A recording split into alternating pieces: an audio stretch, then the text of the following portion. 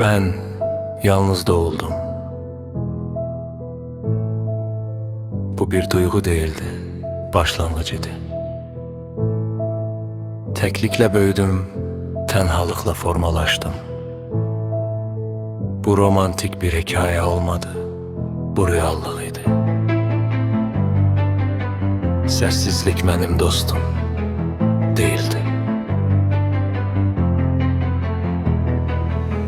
Sadece həmişə yanında kalan yegane şeydi. İnsanlar değişti, sözler boşaldı, her şey güzel görsəndi. Sessizlik ise heç nə vəd etmədən qaldı. Hayatın sertliği karşısında her defa bir teselli axtardım. Ama hayat tesellini sevmir. O izah etmir. O yumşaltmır.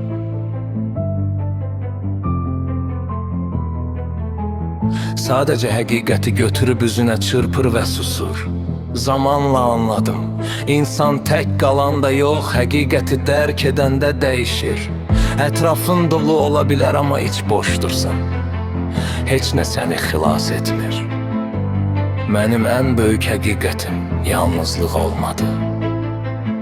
Sessizlik içinde yaşamayı kabul etmək oldu.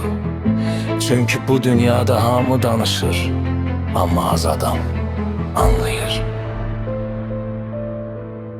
Ve hayat mənə bir şeyi amansızcasına öğretti.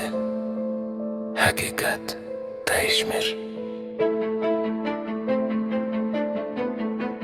İnsanlar değişir.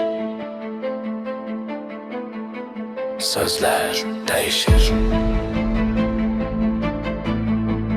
Hakikat ise olduğu kimi kalır soyuq, sessiz